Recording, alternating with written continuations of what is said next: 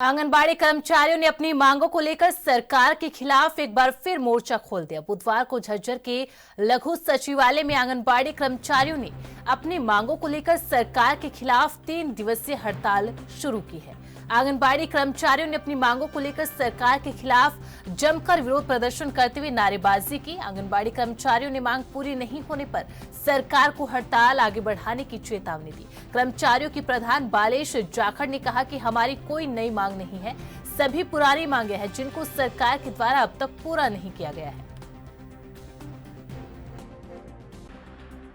क्या कुछ मांगे आप लोगों की? मांगे तो कुछ नहीं है जी, हमारी तो एक ही मांग है, सरकार बस उसको पूरा कर दे कि हमें कुशल अर्ध कुशल की श्रेणी में रख के और ढंग के जो संसाधन काम कर सके उसको सिम समेत दे दें और 26,000 का जो हमारा न्यूनतम वेतन है वो दे दिया जाए। बाकी हमारी और कोई मांग नहीं है। बाकी जो चल रही है वो हमारी समस्याएं हैं जिनको सरकार सुन ही नहीं रही है।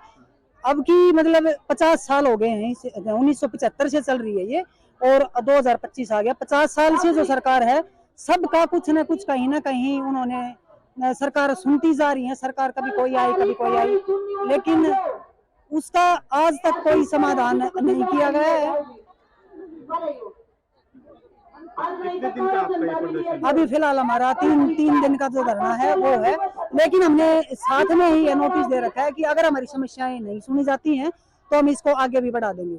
तो ये हमारा 3 दिन का फिलहाल 26, 27, 28 का है। जो हमारी समस्याएं हैं वो सरकार सुन ही नहीं रही है, ना कोई समय पर हमें वेतन दिया जा रहा है। अब जो ऑनलाइन काम जो दिया जा रहा है ये 2G और 3G के फोन हैं जो अभी सरकार वर्कर साथ में लेके आई है। खुद हमारे अधिकारी इस चीज को मानते हैं कि ये फोन काम नहीं कर रहे हैं, उसके बाद भी फेस कैप्चर का काम दिया जा रहा है कि वर्कर उसको लाभार्थी का फेस कैप्चर करेगी, उसके बाद उसको राशन दिया जाएगी। और एक फेस कैप्चर मैंने ट्राई किया है, वो कम से कम 1.5 घंटे के बिना होता नहीं है। तो क्या हम उस काम को पूरा करें? क्या हम ऑनलाइन डाटा पूरा करें? ऑनलाइन फोन दिए वो डब्बे हैं, नहीं चल रहे हैं। ऑफलाइन काम कर रहे हैं तो हम रजिस्टर अपने पास से लगा रहे हैं। तो सरकार जो हमें एक मानदेय देती है उस मानदेय में हमारी तो यही चीजें पूरी होंगी, फिर हमारा घर खर्चा किससे चलेगा? तो सरकार को थोड़ी सी हमारी सुध लेनी चाहिए। आने वाली जब तीसरी बार सरकार बन रही है तो हर जब कर्मचारी की है वो चाहे अनुबंध पे है चाहे किसी भी तरह है, सबकी समस्याएं सुनी जा रही हैं, हमारी क्यों नहीं सुनी जा रही? अगर हमारे से काम नहीं होता हुआ, हमारे से काम नहीं हो रहा है तो हमें काम दिया क्यों जा रहा है? जनगणना का काम है हम करते हैं, BLO का काम है हम करते हैं, पोलियो पिलाने का काम है वो हम करते हैं, उसके बाद सर्वे का काम है वो हम करते हैं, टीकाकरण है वो हम करते हैं। तो जब हम काम कर नहीं रहे हैं तो हमारी ड्यूटियां क्यों लगाई जा रही हैं? काम कर रहे हैं तो हमें वेतन हमारा बढ़ाया क्यों नहीं जा रहा है? कभी हमें 200 रुपए दे दिए जाते हैं, कभी 250 रुपये, मतलब एक और फरमान जारी कर दिया जाता है ये काम आपको करना है। डेडलाइन तक नहीं किया तो हमारी अभी जो मानदेय है वो फिलहाल हमारा रुका हुआ है, जिसमें आप ये मान के चलो कि होली का जो त्योहार है वो भी बहनों के ऊपर से गया है और जरूरतमंद बहनें इसमें लगी हुई है। लेकिन सरकार को इतना भी, हमारे अफसरों को कहे, सरकार को कहे, इतना भी शर्म नहीं आती कि मतलब जब आप त्योहार को खाली ऊपर से निकाल रहे हो तो फिर उस मानदेय का हम क्या करेंगे?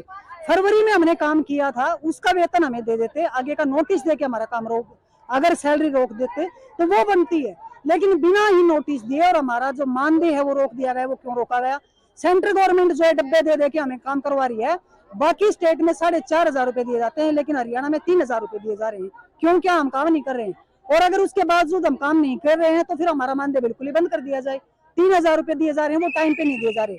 अभी हमारा जो मानदेय है वो दिसंबर से कई महीनों पर 3-4 जगह का रुका है, कहीं पर कहीं 2-3 महीने का रुका हुआ है, लेकिन बिल्कुल क्लियर शायद किसी का नहीं है। तो हमारा जो काम है जो उसके हिसाब से वेतन दे दिया जाए, इसलिए हमारी मांग सिर्फ एक ही है कि हमें 26,000 का न्यूनतम वेतन दे दिया जाए, बस हमारी